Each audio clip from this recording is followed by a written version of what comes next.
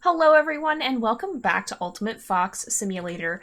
And we are here with Auryon and Galahad, who we actually need to go find some food for him because he took some damage last time and we need to find him 3 pieces of food to get him healed up. So that's going to be our first order of business. But we also will end up preparing this episode to have another fox cub because, as you can see, Jedrick has now left the family and will be setting out on his own. We'll be joining up with him on Friday and seeing what he's been up to. But for now, we need to get these guys settled in and fed, and then we're probably going to have their next fox cub this episode, and I'll have to go see what name we're going to choose. And I'll get back to you guys on that in a minute. Or you know what? Maybe what we'll do is we'll stick with whatever temporary name it's given us. Oh, here's some moose too. I think we can probably take these guys down. But we'll stick with whatever name we've been given. And then you guys can offer suggestions based off the fox cub and maybe how it looks just right off the start. And you guys can offer name suggestions. Kind of keep in mind the names that we have, which are Auryon. We were supposed to feed that to Galahad. Auryon, Galahad, Jedrick, and Eclipse. And it's okay, we'll fight another one. Oh, we'll fight 2 more. Okay. And Galahad we can't play as him, we can't fight as him until we've, okay, can we not do this? Okay. Alright, put that down. Let's get out of the way here. There we go. Alright, so, and then let's let Auryon heal up, and we'll switch over to Galahad, and we'll let him eat actually just both carcasses, even though having just one of them should fulfill his needs. And let's go ahead and eat here. That was a 32 moose. The moose actually aren't as strong as I thought they were. I was very intimidated by them a couple of episodes back, but they actually aren't nearly as strong as I thought. So now Galahad is doing a lot better, and we should be able to play as him. And Auryon has actually reached level 30, which I think means that we've unlocked a new coat, possibly? Have we? I just want to see. Okay, so we have a mission for Jedrick, but he's no longer here. And I think we just unlocked this coat, which is actually like the Arctic Fox coat. Pretty cool looking, but I don't know that I necessarily want to use that for her. While I do like it, I think we're going to go back to her normal looks just because I think this suits her a little bit better. And then, of course, Galahad will be staying as a red fox here. And one of the other options we might have is to have a Arctic Fox or Fennec Fox family join us at some point as well. So you guys will have to let us know if you want to see that. I'm not entirely positive how that works, so we won't be doing that as long as we are still going to be playing with Auryon and Galahad. But perhaps at the end of the season, we can consider having maybe another season with one of those fox families and have a profile with them as well. It could be kind of cool. But you guys will have to let me know what you think about that. But so I think the way we'll have the baby is we'll go ahead and keep whatever default name we're given, and we'll take a look at the baby, take a look at its looks, and you guys can submit name suggestions, and then come next episode, I'll take a look at what you have, and depending on how much we do or don't have, possibly pick a name for on my own too, but I'll try to accommodate from your suggestions if I find one that I do feel fits. And we'll go ahead and name the baby next time with its more permanent name. So we'll have to see here, but we're going to go back into the den. Let's get Galahad in here as well. I don't think he's actually made it in, so there we go. There he is. And we will let these 2 have their last fox cub. So all we're going to have to do is click this open slot, and they had a fox cub. Oh, and it has the little white coat. Oh, that's so cute. And wait, already a mission? Oh, okay. That works. Oh, that's so cute. So we have a little white fox cub. Looks like... Okay, so then that's a traditionally masculine name. I don't think it picks based off gender. So we have... I guess we'll go with Todd for now, even though that is... Oh, I forget, you can't actually pick up... I wonder, can you pick up the fox cub? You can pick up the fox cub. Oh my goodness, I didn't know that was possible, you guys. That's so cute. And we have a mission already from little Todd. Okay.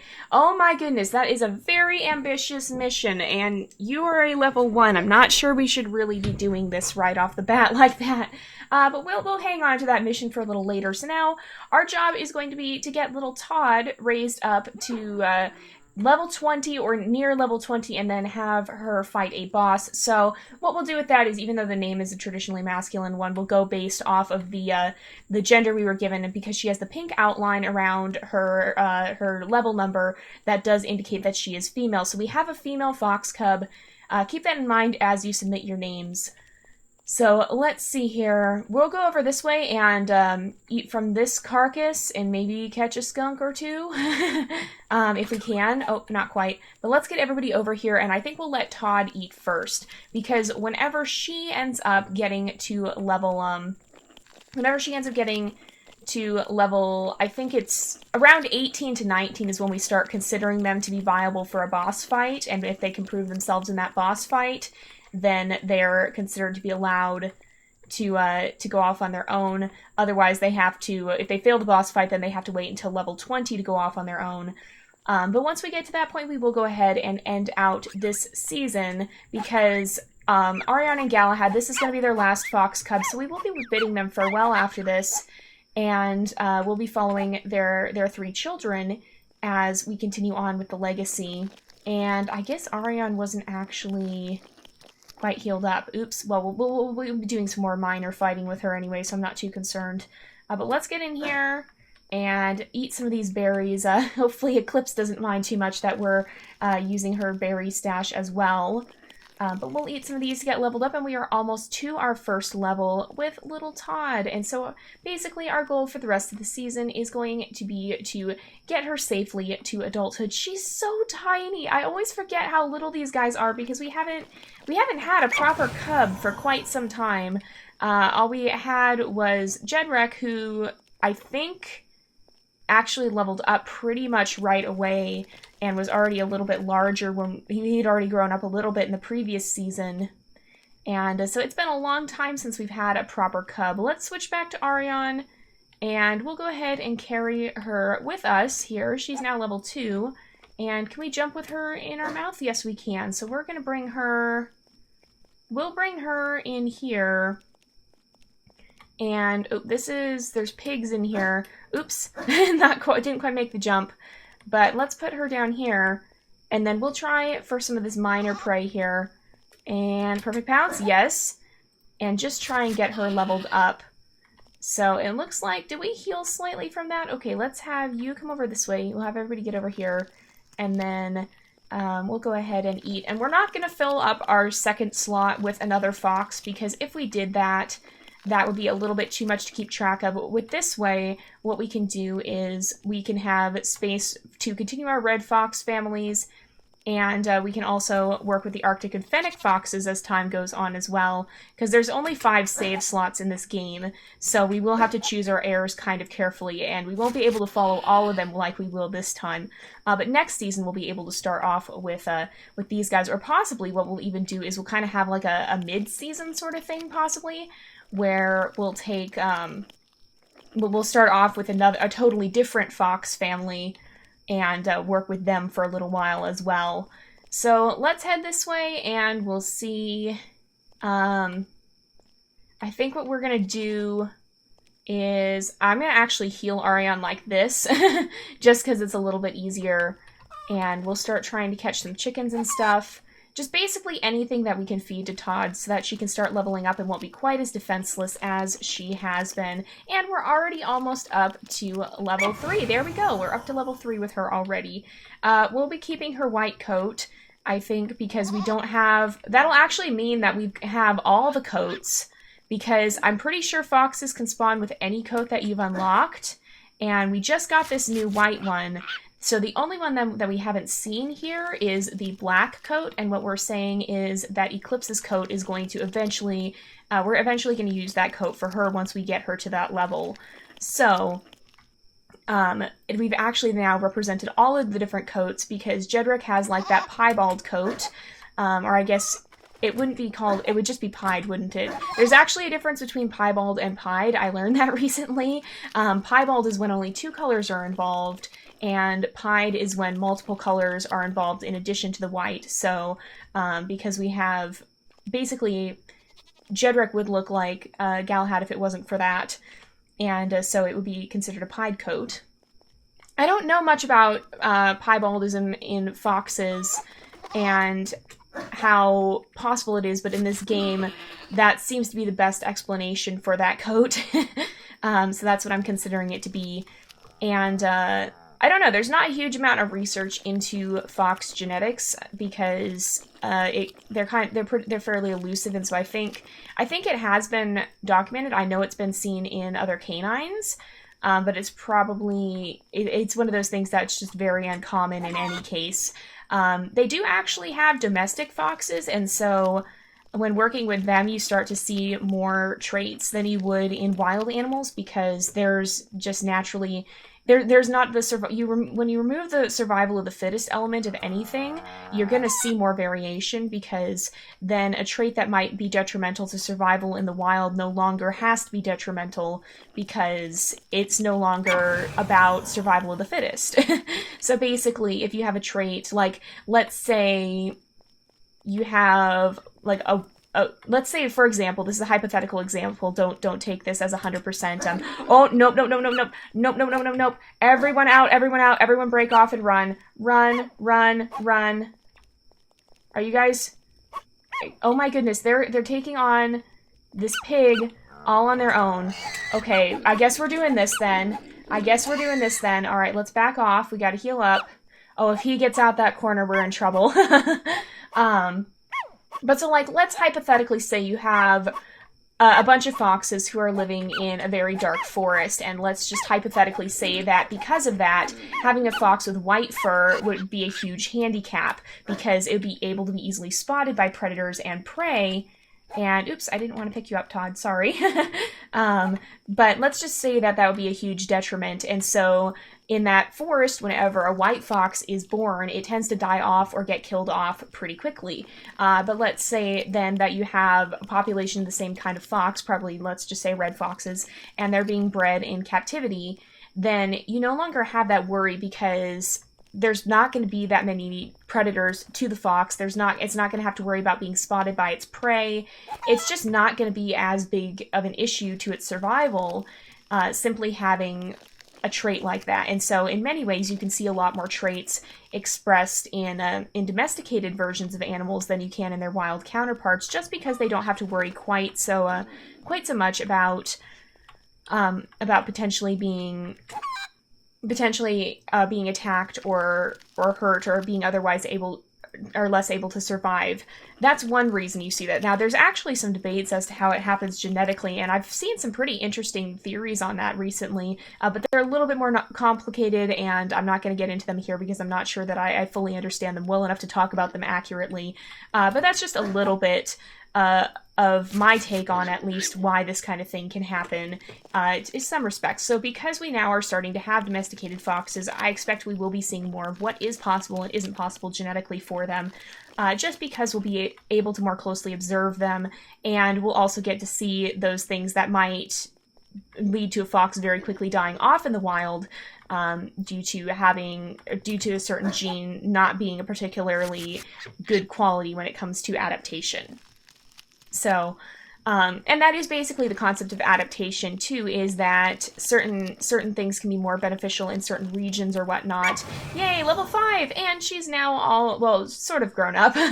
But basically that is the concept of adaptation, is that certain genes will do better in certain environments, and so if you have a population that's confined to a certain environment, you're going to start to see less genetics, or you're going to start to see certain genetics being favored over others just because the animals that have those genetics tend to do a little bit better in that respect. And so that's the concept of adaptation. And it's really a pretty interesting, pretty fascinating thing. We talk a lot about it in our niche series because we see a lot more of it there, and how those genetics can really come into play. But it is a really, really interesting concept. But anyway, so we do now have all the coat colors represented, or will eventually once Eclipse gets a little bit older. And so we have several options of what we can do with this family, because Auryon and Galahad will be retiring after this season, after they finish raising Todd up to be an adult. They will be, wow, we're getting run over by a cow. But they will be retiring, and their story will be coming to an end. and will be saying that they're not going to have any more fox cubs. They've settled down to live the rest of their lives in relative peace, and we're no longer going to be following their story. We're going to be moving on to following their descendants. And from there, what we can do is we can actually take a look at, oh, here we go. What we can do from there is, oh my goodness, cows running everywhere. But what we can do from there is, because, so the thing with the Arctic foxes and the fennec foxes is you have to be a certain level to unlock them. And because Auryon has now reached level 30, you can see if we switch over here that we have unlocked the Arctic fox and the fennec fox. So what we can do with this profile, because we now have a fox that's level 30, is we could switch to either one of those. And I don't know if that deletes your existing family or how it works, but it does open up that option. And so because Auryon and Galahad will be retiring anyway, we can use their profile to start a family with either of those two other species. And so that's how this will work. And we can also consider doing that as we can work with whatever species we haven't worked with. Holy nope, that's a tornado! That's a tornado! Oh my gosh, okay, where's Todd? Please tell me Todd's gonna be okay. Alright, Todd, come here. Come here. I can't pick you up anymore. No, no, no, where's the tornado? Is it still over there? Oh my gosh. Oh my gosh. That is actually a tornado. Oh my gosh. It's not coming our way. So, oh my gosh. That's crazy. Look at it. Look at it. That's crazy. Oh my word. Okay, it's gone. It's gone. Oh, that was crazy. Okay. Wow. Oh, and I left my stamina running that whole time. That was not smart. That could have gotten us in some trouble there. But what was I even saying? Oh, so what we'll do is whichever species that we start to play as now, or after these guys retire, we'll use this profile for them. We'll set up a new, basically we'll start off with a new, start off with a new set of animals, and then eventually whenever we reach the level needed for the other species we don't choose to play as, then we'll start to, we'll go ahead and choose another profile for them, and then the remaining 3 slots will be used for the descendants of our red fox family, because as you know, we have 3 heirs. We have Eclipse, we have Jedrek, and then we have Todd, or whatever her name will end up being. So we'll use those 3 slots for the heirs of their families and continue on their legacy that way. And so that will operate a little bit differently than it does, than it will for these guys. But we'll see how that all works out in the end. And so that's kind of just the plan that I have for this series here. And then we'll probably, the other species will get separated off into their own season. We won't run them at the same time as we run the season of Ultimate Fox Simulator that deals with our red fox family. We'll have, each one of them will have their own separate season, their own separate air dates, etc. And so you'll get to see those interspersed in between sometimes as you want to watch them and as you guys want to see more of them. So that's kind of how my plan is. Hopefully that makes sense. And that's what I'm going to be working for, or working towards here. But for now, our goal is to get Todd, wherever she went, out on her own here, and out into the great open world, so that, oh, there she is, so that she can start a family of her own. And once we've done that, once we've gotten her established, then it will be time for Auryon and Galahad to retire, as it comes time eventually for, I would say, all of our creatures. We do tend to do a lot of generational gameplay, and so it's kind of, at this point, just a natural thing that at some point each creature will just retire, and the next generation will be the one to continue on. Because that's how it works in real life, too. I mean, most of these animals, I think foxes actually do have a relatively short lifespan. I think I saw something like, I believe, 5 to 8 years, possibly. It was pretty low, and that is for wild foxes. And so I imagine it could be a little bit longer in captivity. But if these guys have had 3 fox cubs, then they're probably at around 5 years. And so they are probably slowing down and starting to feel the effects of age just a little bit more. And so it is going to be about time for them to settle down and stop having a new fox cubs.